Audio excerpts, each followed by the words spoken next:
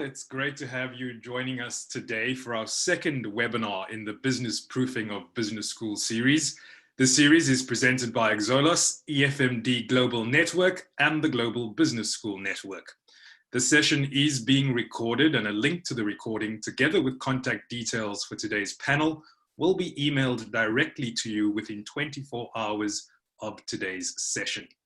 As always, we encourage your active participation. Feel free to utilize the chat button at the bottom of your screen to submit your questions or your comments to the panel. And of course, they will do their best to address as many of those as possible within the hour. This webinar, How to Reposition International Student Recruitment After COVID-19, will look at international student recruitment from a business perspective by putting the focus on recruitment cycles and international study motives. XOLAS founding partner Ulrich Hommel will lead today's discussion. Ulrich is an internationally recognized expert of accreditation, quality management, risk management, and strategic leadership in higher education. He served in various leadership capacities at EFMD, completed more than 20 years of service as Professor of Finance at EBS University of Business and Law in Germany, which included appointments as Dean, Rector, and Managing Director. Ulrich, it's good to have you back with us today. Over to you. Well, good morning, good afternoon, good evening, wherever you are. Thanks so much for joining this second webinar in our series, Business Proofing of Business Schools, in such large numbers. And today, again, we will be focusing on a financially very relevant topic, the international student recruitment. Well, right now during COVID-19, but then also after COVID-19. And just like with all the other webinars in this series, we're interested in learning more about the business dimension of it. So what does it mean to have the pandemic right now and all its consequences and the current outlook? What will be the implications for business schools and universities when they're seeking to enroll students for the next academic year. And I'm very glad that I'm today joined by a very experienced panel of executives that know very well this dimension of university and business school operations. I'm joined by Thijs van Voigt from Study Portals. He's actually the director of the analytics and consulting team there. His team produces on a regular basis very insightful studies that enlighten us on student flow, student numbers, student study intentions. When we actually then start off the webinar with introductory talks, he will take over the lead, and he will actually enlighten us with a number of very current figures that I think will also structure our discussion quite well. He will then be followed by Andrea Longoretti, the global head of recruitment and admissions of IE University. So here we have actually represented an international university / business school, because that's the most part of the university still, with a global network and a global reach, and therefore also a global understanding when it comes to international student recruitment. Andrea, thanks so much for joining us this afternoon. And finally, I'm very glad that Jurgen Muddison from GBSN of Jönköping University was able to join us today. Another example of an international, very international European institution. And while Andrea will focus more on the recruitment side, Jurgen will then later on link the recruitment side to what it actually means to receive international students, what kind of needs have been evolving over the last couple of months, and what can we do to actually maintain a high touch relationship with our new students. So thank you very much for the panel for joining us. Without further ado, let me enter the introductory talks, and Thijs will then take over the screen and share his presentation. Let me again repeat, do not use the Q&A function, please. Put your questions, and lots of them, into the chat box. I will then pick up on them, but I will also try to keep a very lively conversation with a lot of ping pong. I've invited the panelists to also ask each other questions and challenge each other. And I will try to also ask the 1 or 2 difficult questions to keep things going. So thank you very much. Thijs, you have the floor. Thank you. let me know if you can see, when you can see my screen. I would just like to touch on, thanks for the invitation, by the way, Ulrich, thanks for having us. I would just touch on a couple of insights from either a survey that we've been running since early the outbreak of COVID, so let's say middle of March until more or less now, let's say, and how students have been affected, how they think COVID will impact on their study abroad plans, and then also focus on a couple of data trends pertaining especially to how the interest for business and management is affecting students around the world. So we started the survey in March, and basically what we see is that between May and March, we see there is an increase of 14.3% of students who feel that COVID is going to be negatively impacting their study plans. And that's a rather significant increase in only 2 months' time, if you like. If we zoom in on a couple of those questions, then basically, to what extent do they think it will have effect? We see that between March and May, there's an increase of 8% of students postponing the studies, 14% less inclined to enroll in line, more than 23% increase of students thinking of going to a different country, and overall an increase of 30% May to March, let's say, of students thinking they may not study at all. So we do see that COVID is having an increasingly negative impact. How it in the end will pan out in general, let's say, I think that's what we'll all see in September. What we do see is, touching on that, is that actually the biggest change between March and May is not so much on students who intend to start within the next 6 months, which basically is most of the students starting in the fall intake, let's say, because that shows that only where it was 30% in March saying that they would change their plans, it was 32% in May. 7% increase. However, those intending to start beyond 6 months, so let's say January 21 or maybe next academic year and beyond, we see that there's a larger group who think that it may impact and that they will change their plans to study abroad. So I can imagine that students are now set on going abroad. They've made their plans, they've made arrangements, maybe have their scholarship sorted, whereas beyond that, a lot of uncertainty is still at play and students might be shying away. Now, what kind of changes do we see between May and March of if we see the split between intending to start within 6 months or beyond 6 months?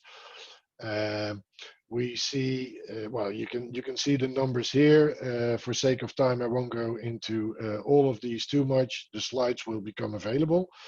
Maybe more interesting is there a difference between bachelor and master students?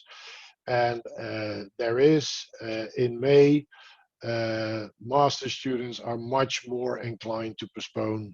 Students looking to start a master's, that's to give you a bit of background, are more inclined to postpone until next year, and that's an increase of 33%. So that's getting very serious. And if we look, for instance, down here at not studying at all, we see where it was only 6% in March, we see that it's 11%, an increase of 83%, considering not to study at all.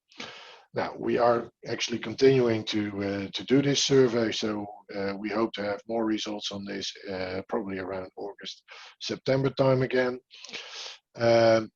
What do we see in terms of student interest for business, in terms of level and method? We've just launched a new COVID dashboard, which gives much more interactive insights. Now, what we see here is the interest for masters, all methods, online, etc., and all disciplines, with the gray line being 2019 and the blue line 20. And basically, since the outbreak of COVID, it's been rather erratic, and only just recently has actually the interest to study abroad, the traffic, let's say, dropped again below 2019 for all countries. If we look at business, that's not as dramatic. But the funny thing is that all through the COVID outbreak, let's say, there was an increase in interest to study abroad for students for business, up until basically, let's say, 2 weeks, 3 weeks back, when it started to dip below 2019. But if we then start looking on campus or online, this is all disciplines on campus, 2020 slightly behind 2019. For business, it's basically roughly at the moment, we're looking at the same interest, let's say. We'll have to see how it pans out, but it may not be as bad, let's say. Then for online, all disciplines, again, the blue line 2020, 2019, the gray line. If we then focus masters online in business, then this is what we see. And then we do see that, again, 2020 and 2019 are converging. So it might be that as COVID is developing, with probably easing of lockdown measures, we do see that students are slightly beginning to be more interested to study abroad.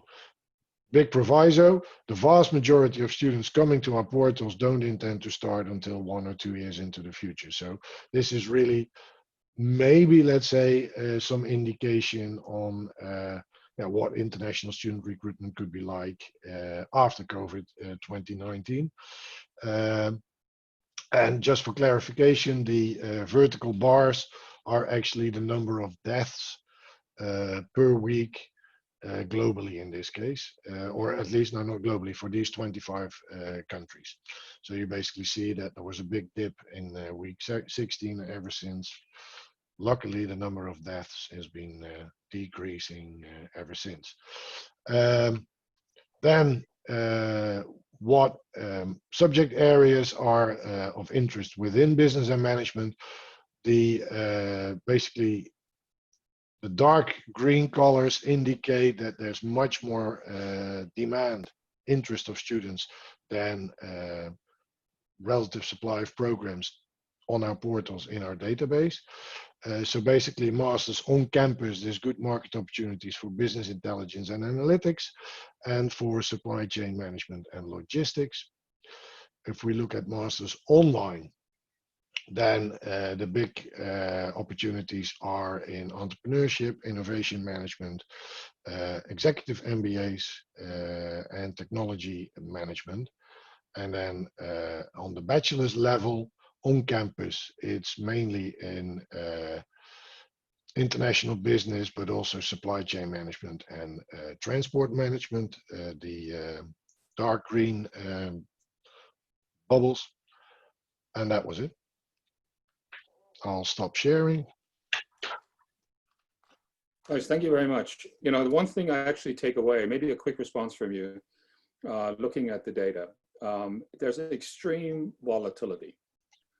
So there's what, you know, finance people would say a considerable nervousness in the system. So that, you know, let's say signals that touch people in an emotional way can have a significant impact on student flows. Does that match your reading of the market right now?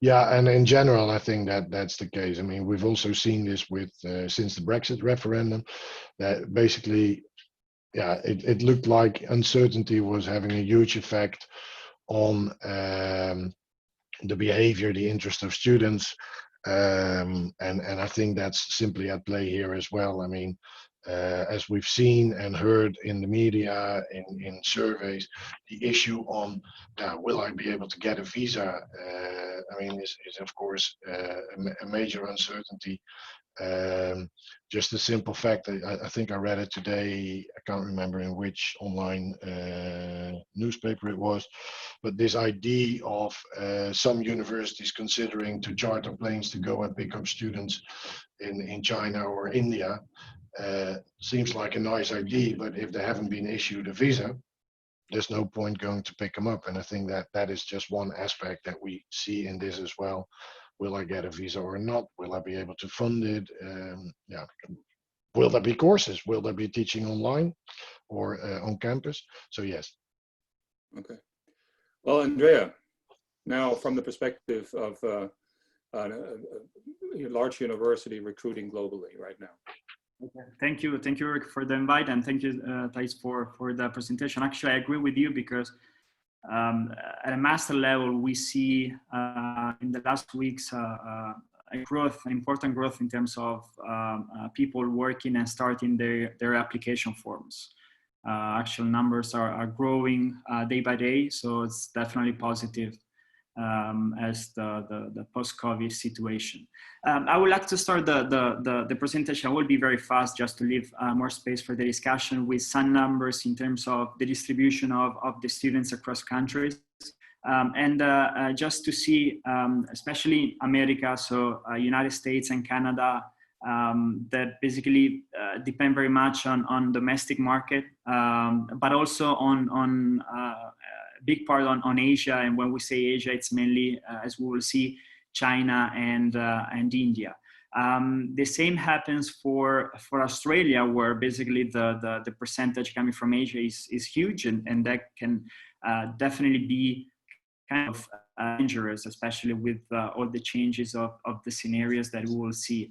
And finally, we have Europe that is probably more balanced compared to America, where half of that comes from different countries within Europe, and the rest comes from mainly, again, Asia. And again, it's mainly Chinese and India students first going to UK, that is the natural market for them. If we move to the next slide, I focus on the main markets such as US, UK, Canada, and Australia, and here we see definitely an overexposure towards Chinese and India students. It's fun because it's something that at IE we don't have. Actually, we kind of had the opposite problem because of it's a Spanish institution. We had especially at the beginning an overexposure to Latin America.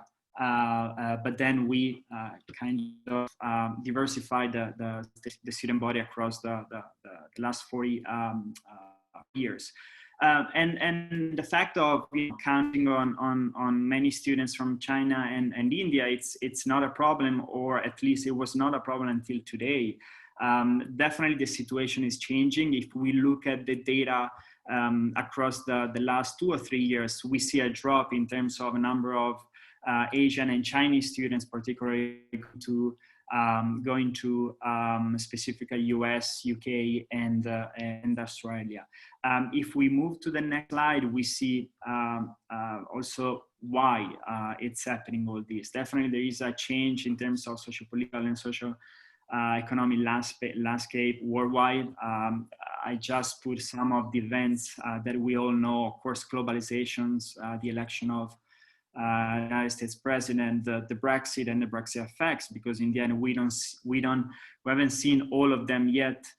The rise of a global middle class in Asia. Definitely, if we look at rankings, we see more and more schools coming from Asia rising the rankings because they start investing into these, and definitely this digital transformation process that the COVID basically accelerated worldwide.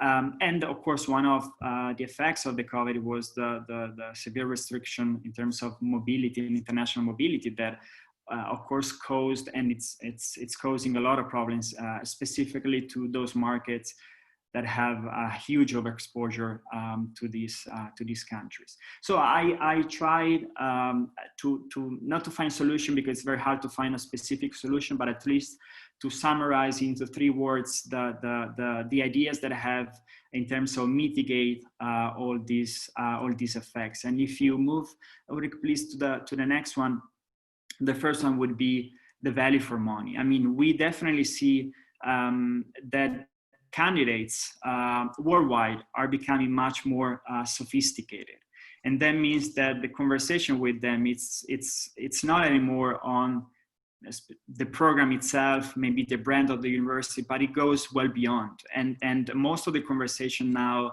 no matter whether they come from China, Europe, Latin America, it's more on what is going to happen to me afterwards, after my graduation. What are the services and the career opportunities that the business school in this case can offer me? So there is a shift in terms of conversation with these candidates.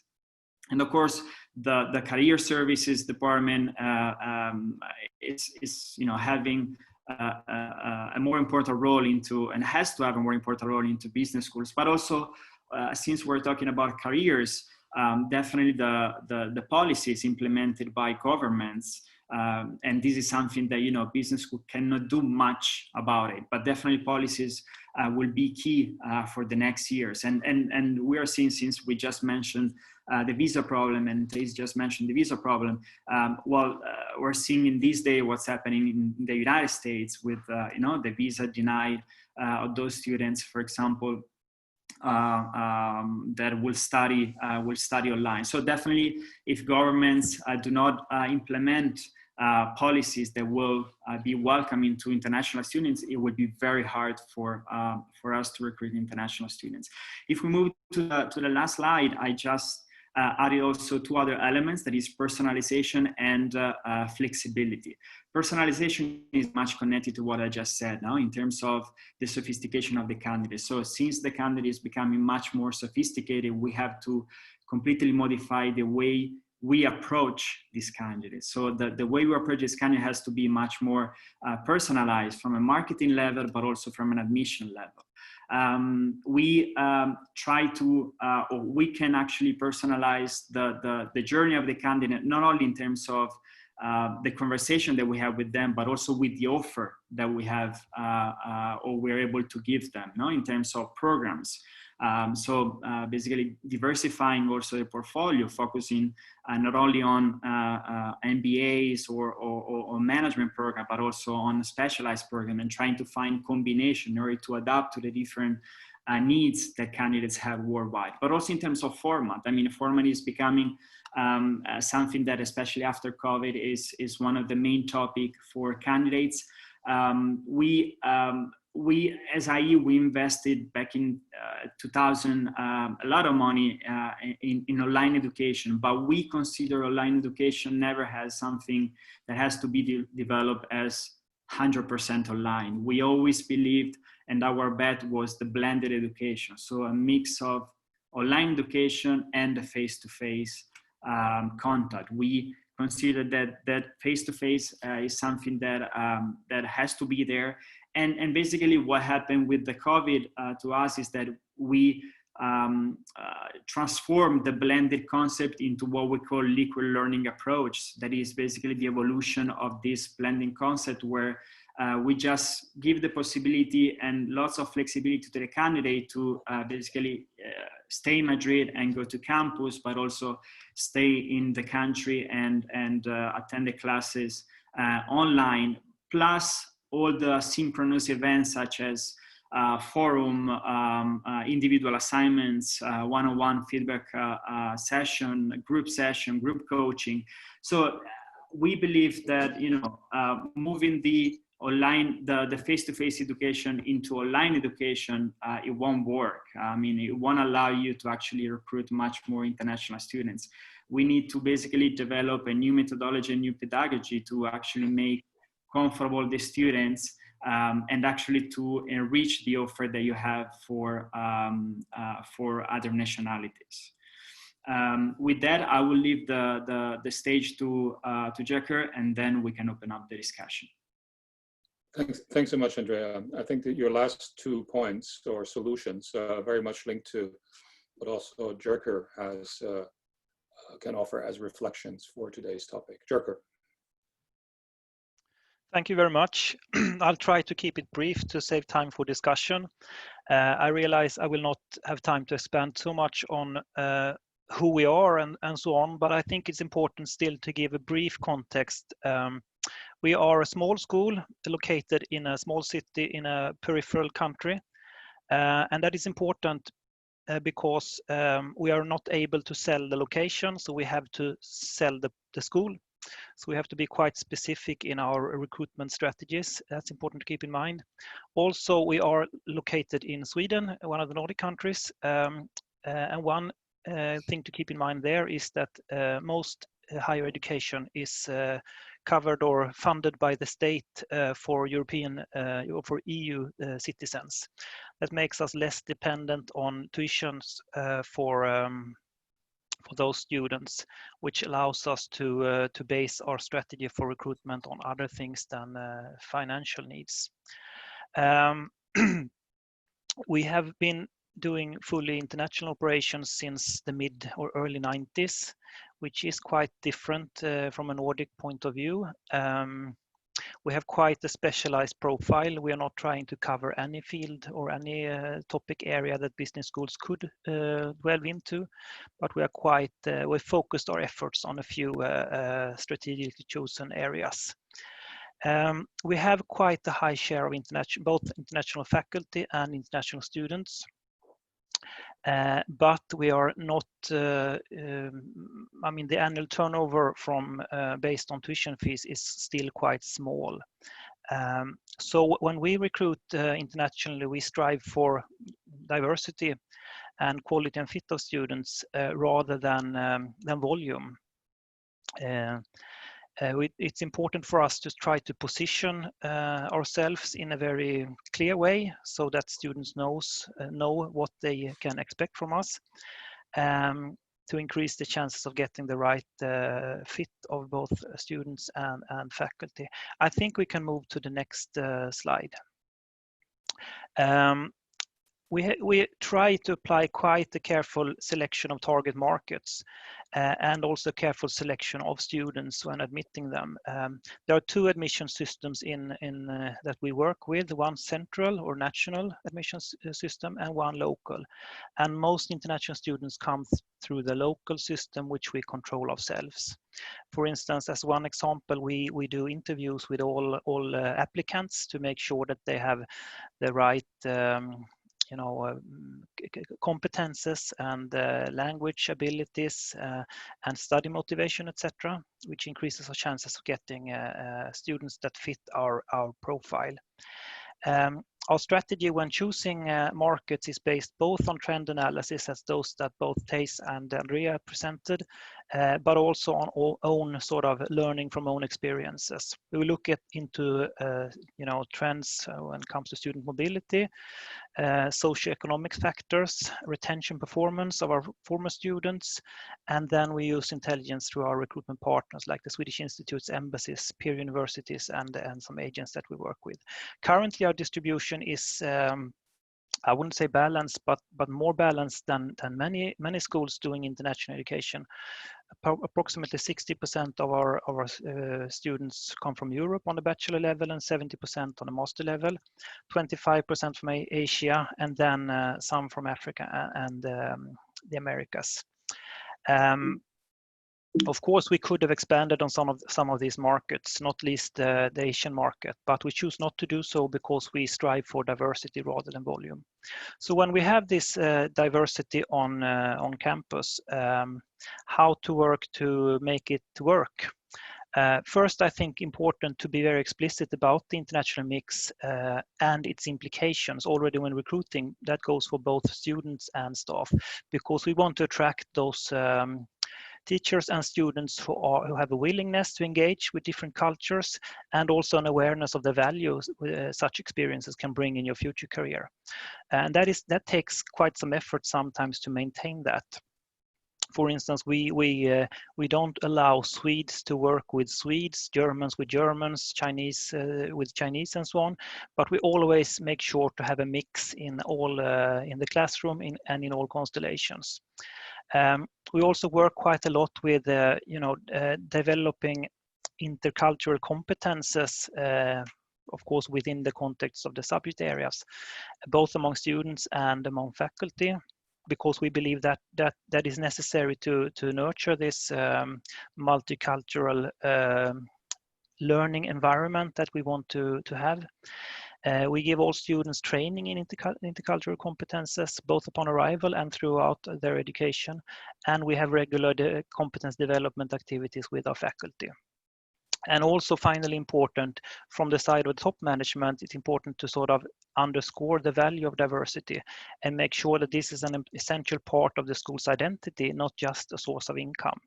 There are several challenges to this, of course. Sweden is, by and large, a very open society, but it is also closed in some respects. It is, for instance, not so easy to have non-Swedes in leadership positions, but still we manage to have that at GIBS. I have leaders from Pakistan, Italy, Germany, and Sweden currently, and we strive to sort of maintain and even increase the non-Swedes on those positions.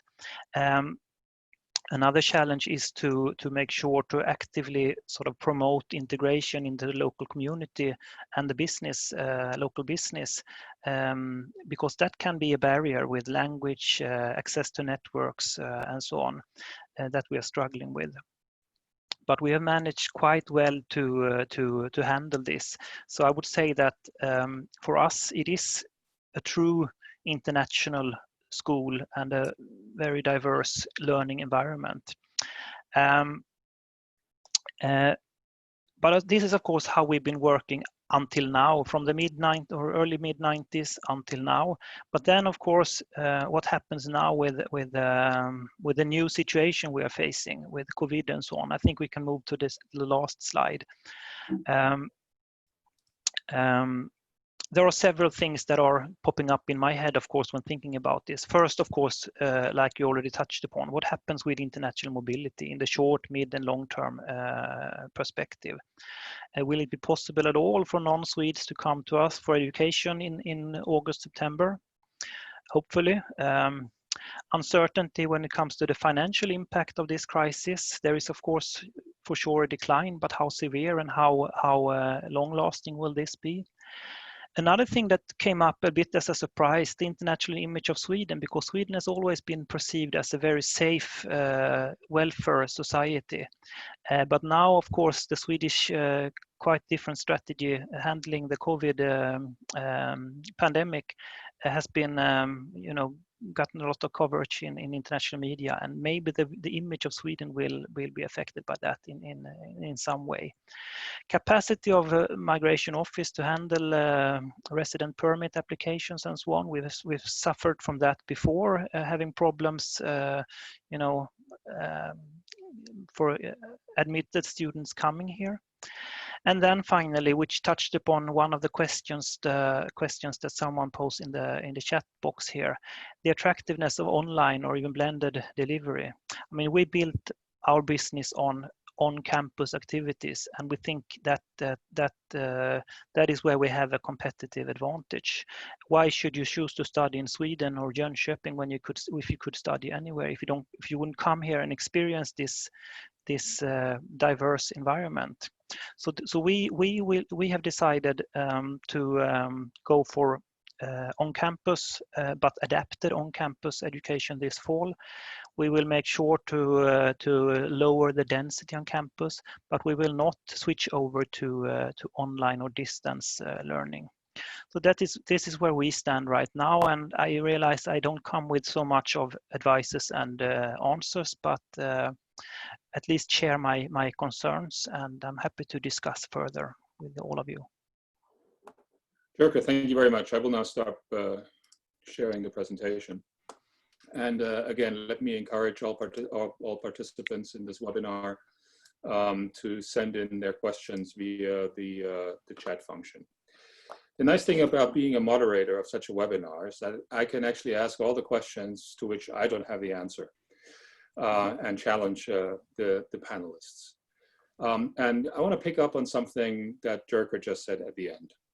And that this is like this notion of safety that is very important to students as well as to the parents. And we have noticed that in the past when there was like a terror attack in Paris, it was like a huge impact coming from North America where parents got really nervous whether their kids are safe. Yeah, even, you know, outside of Paris. Now, Sweden, obviously, as you say, has developed a certain reputation for taking a different approach, where certainly the consequences in terms of loss of life has been very significant. Madrid has actually had its share of bad news of being a hotspot. Now, how do you deal with safety concerns when you are actually in the recruiting process? What are you seeing how institutions are responding? And let me just say, if you actually provide a general answer, we will all assume it doesn't relate to your own institution, but your understanding of the overall sector. Who wants to start? Well, I don't. Okay. Go first, Andrea. Okay. No, I think it's a matter of sharing certainty with candidates. Of course, I mean, we and I assume all the institution have been bombarded with hundreds of questions on what's going on and what's going to happen on campus and stuff. So what we have done, it's basically share all the measures that, you know, day by day we've been implementing, and we've been in contact constantly with the government also to understand, because in the end it's always, as I said before, in the end we're dependent on them or on the government itself. So we try to share as much as possible through the main channels, but also on a personal basis, you know, all the measures that we implemented. We show all the measures. We recorded videos on campus. We try to, you know, basically show the things that we have implemented. And a few weeks ago, we just opened the campus. Of course, the classes have been modified for them to allow less people to get in. We have, you know, videos for people to log in from wherever they are. But in the end, I believe it's just a matter of, you know, sharing certainty with candidates at a bachelor level, especially with parents. And in the end, you know, it's not just one conversation, but, you know, it's been lots of conversation across 2 or 3 months. And finally, as soon as they see the, you know, the results and they can see something that is real, well, they feel more secure. And the data that we have in terms of activity of candidates for master and bachelor levels probably prove that. Jerker, Thijs, do you want to come in? I think we lost Thijs. Jerker. All right. Well, I won't add much to this. Of course, we try to be fully transparent with our students and their parents, and we do not, you know, make any decisions that are sort of diverging from what the authorities make. And I think what's important to understand in the case of the Swedish case, which has been gotten a lot of attention, is that recommendations from Swedish authorities is more or less as laws in many countries, because population tend to follow them. So even if we have not locked down, we have practiced social distancing as much as in most countries. What we do concretely to ensure safety in this situation is that we, as I said, we handle this with lowering the density on campus. For instance, there are no classes exceeding 50 participants. There won't be. Now there is nothing on campus, but in this fall there will be no big lectures. So what we will do on campus will be smaller gatherings in spacey rooms, giving priority to first year or first semester students, while more online activities will be on the second and third year students. So we try as much as possible to never compromise on safety, and try also to communicate that, because I think a major threat is perceptions rather than actual safety threats in this situation. So that's how we do it. Now, very often in crisis situations, there are lots of fires popping up that you have to deal with. Yeah, and that typically takes away the attention, certainly of senior management, but also lots of staff members. Now, in a situation like that, where you have to deal with many issues at the same time, my sense is that there are actually quite a good share of the students that kind of started at an institution having the feeling, well, this is really high touch, they look after me. But because of the crisis and all its demands, that institutions also lost focus. Is that something where you say, well, you have to do certain types of investments, extra capacities, extra policies in place to really deal with that situation, and that is actually a learning part also for later? Anything from your perspective on that? I mean, my answer is yes, absolutely. I mean, it's something that also Jerker mentioned before. You have to be transparent, and you have to be fast. Replying to current students who basically, from a day to another, they saw the campus closed. But also, to all the pipeline candidates and parents that you have there. So definitely you have to increase the focus on these parts. But in the end, I believe that, being transparent on what's happening, what are you going to do, all the measures that you're going to implement, and also being fast in, as soon as you have an update, you basically share it. We sent, for example, several communications. Again, some of them were on phone, some of them were more, let's say, official. We had a website where, everyone could actually get all the updates anytime. So these kind of measures definitely help candidates and students, indeed. When you read certain articles, it almost feels like this is actually a huge business opportunity for business schools. So lots of deans are saying their applications are up. I've spoken to a triple accredited institution, said, well, 80% across the board overall programs in all countries on average. So a significant gain.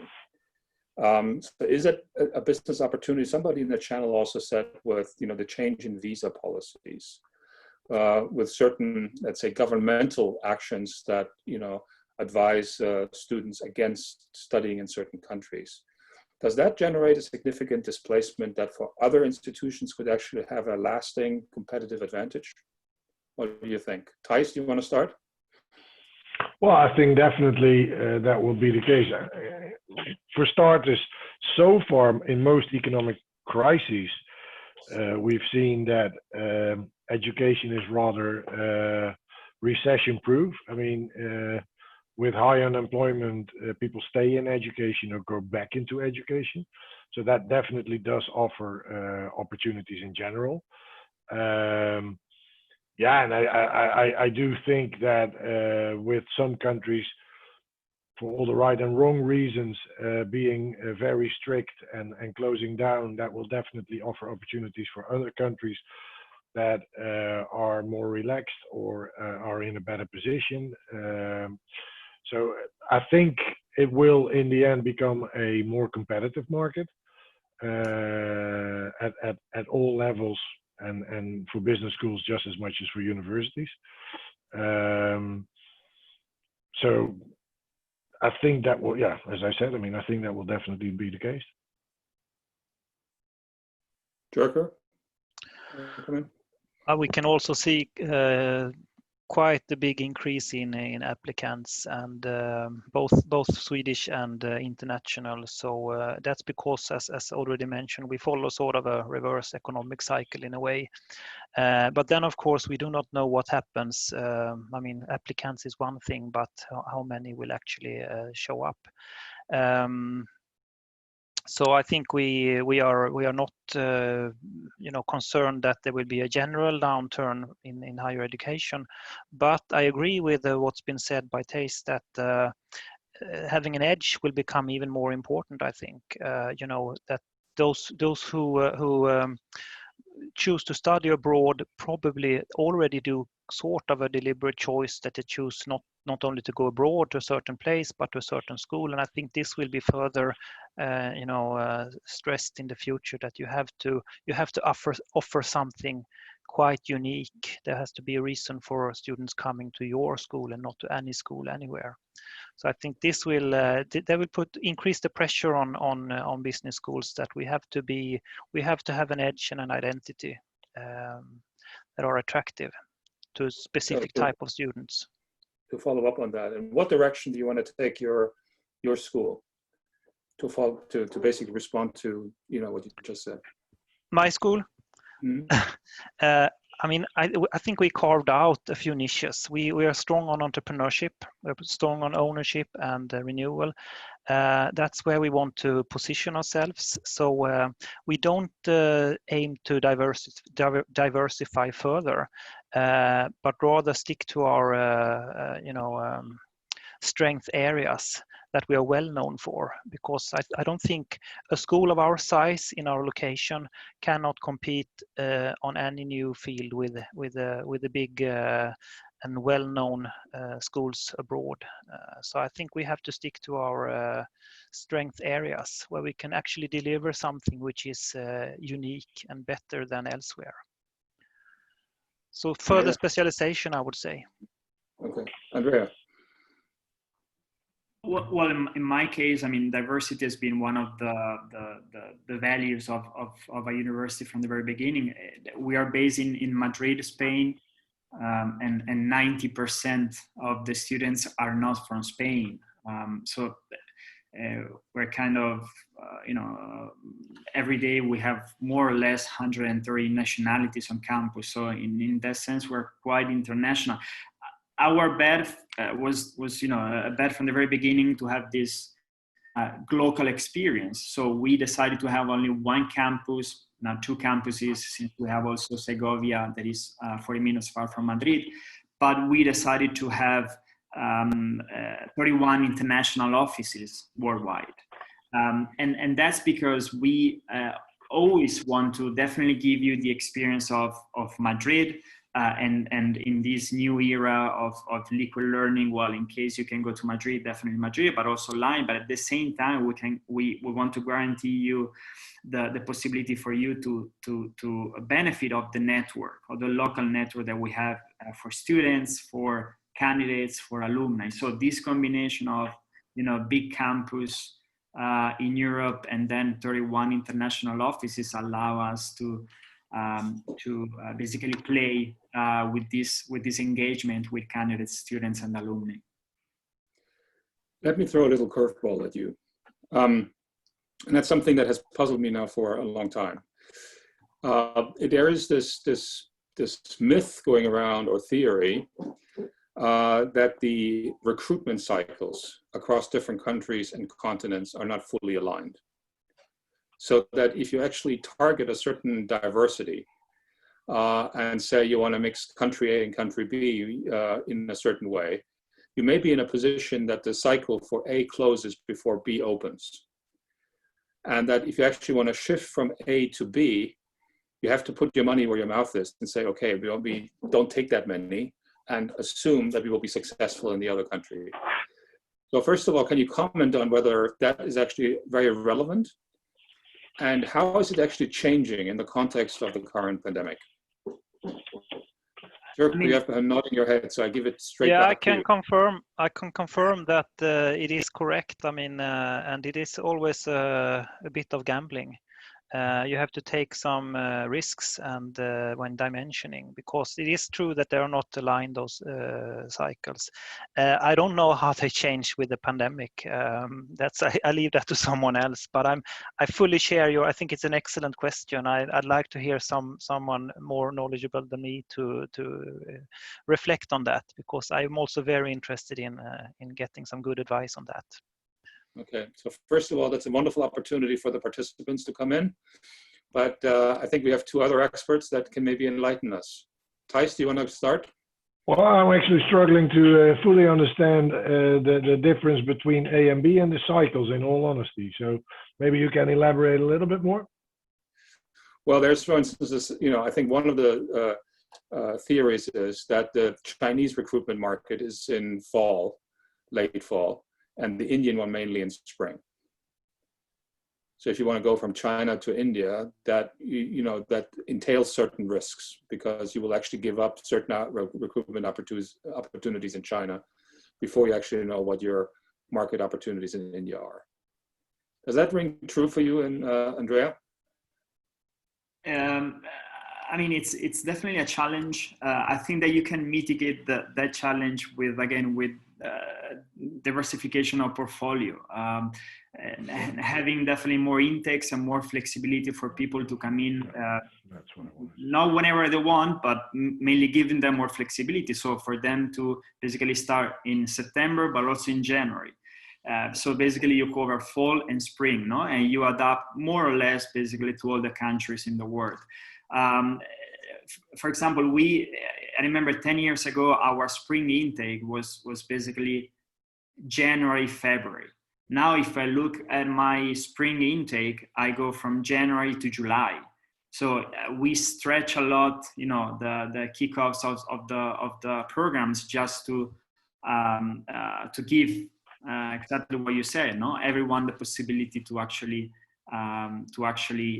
apply and finally enroll. But again, it's very important to play with at least two intakes, fall and spring, just to amplify the possibility for you to cover all the areas. Okay, so Yeah, I was about Thijs, please. Sorry. Well, I was about to suggest the same, that you probably then have to start working with more intakes. The question is, okay, how many more can you do? How flexible are you as an institution? And I think that might be the problematic part, that by and large, higher education institutions are not the most, let's say, flexible and fast in decision making and what have you. So that might be an internal battle, I suppose. But I think that would probably be the main answer to that situation, that you cater to the individual need, and maybe offering programs more in terms of modules, and basically what's the idea that we now have, micro masters, unbundling, that you become more flexible, and it's really much more tailored towards every individual, and they just accumulate credits in whatever fashion and order they prefer. That's actually very interesting that you bring that up. So could we potentially say that this is actually the start of the end of the business school as we know it? And I want to make this more concrete. There's a buzzword that is going around right now in our network, and that's called the distributed business school. I don't know whether you've heard of that. The idea is that if students can, obviously we all agree that we need a hybrid model so that the students can switch between different modes of instruction. But if students cannot travel, maybe you can actually park your students somewhere, and so that you actually get this study group feeling of your students. And I know there are like emerging networks that actually link themselves with contracts where say, well, you can park your students and for a certain fee, which is a share of the tuition income. And if this obviously continues, then coming to campus long-term may indeed no longer be, that relevant. That may actually, foster unbundling. That may then also create or lead to more flexibilities where you take your courses, and that brings us to micro degrees. What's your thinking on that? Well, I thought you were going slightly in a different direction. So what I was thinking, I mean, if you, and I was wondering how this might be for IE, given that they have such a global presence. But I can imagine that you indeed would say, well, let's park the students first in location A, and then depending on easing of lockdown policies, rather than that they would go to B that they had intended to, they go to location C because that's opening up earlier, let's say. that I thought you were going to go in that direction, but maybe that's in addition to what you were saying. I think there is definitely potential for it, but I think overall higher education is too conservative, too conventional, that I don't see this happen very soon. There will be, of course, first movers, and I wouldn't be surprised if it would be business schools, because I think in general they've been first movers on many things in the past, especially when we talk international education, teaching in English, recruiting internationally, what have you. It will be maybe also more private institutions than public, big public universities, simply because of how they're set up and the decision-making process, which is simply consensus-based, collegial influence. And as a result, most universities will stick to what they've been doing and what they know. But it would definitely be an opportunity for smaller schools, be it business schools or in other subject areas, because yeah, and COVID might be the starting point, because I think we're now all starting to realize that the world has changed. We don't know what's the normal anymore. The old normal is probably not there, so you might as well go for very drastic changes and indeed look into this unbundling and micro degrees. Yeah. Andrea, do you share Thijs' opinion? I agree with Thijs, and I believe, you know, definitely collaboration between institutions will grow a lot. I'm not saying that it doesn't exist or currently exist, because it does, especially maybe for bigger business schools. In our case, for example, we already provide international experiences in collaboration with other universities. So basically we might send students to China, and we have a sort of collaboration with a business school there just to host the students and provide classrooms. So these kind of things probably will become more and more popular for business schools. And going back to the format, I think they're going to be key, because in the end, the situation that we have, it might change in every moment across the year, and it might change depending on the country that you have. So it's very hard for you to control all the situations. So you have to be able to always provide some sort of, again, face-to-face contact, local network to your students. So definitely in that case, either you have your own base in that country, or you basically will have to collaborate with other students to just have that feeling of class or local class. Okay, this was a very good closing moment. Thank you very much, colleagues. This was a very informative session. You know, we live in special times, and obviously there's a lot of hardship and also personal harm to be distributed right now, and it is awful to see.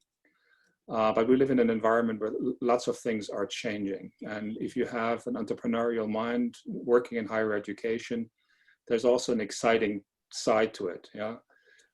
We basically, you know, we update our knowledge about what will come on a weekly basis. And if you just look at the last couple of months, we have to continuously figure out what's the right way of actually delivering programs. We all have agreed now some kind of flexibility hybrid approach is apparently the best. And there are lots of other things where we kind of are observing the same learning processes as well.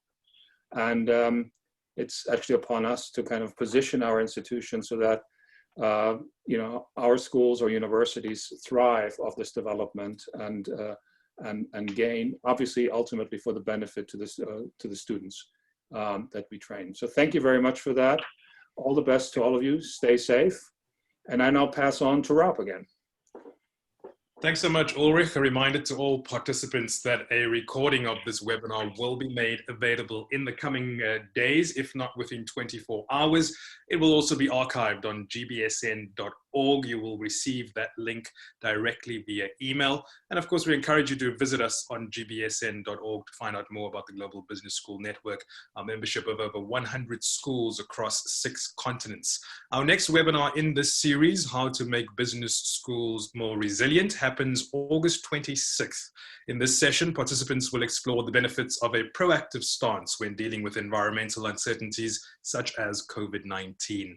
The rest of the series includes webinars entitled Reconfiguring Risk Management of Business Schools, How to Move Beyond Registers and Other Compliance Rituals, and How to Manage the Institutional Funding Gap. Please visit the website gbsn.org for more and to register. With thanks again to our panel, Andrea, Jerker, Thijs, and of course Ulrich for moderating today's discussion. Thanks to you for engaging us as well. Please look after yourselves and stay safe.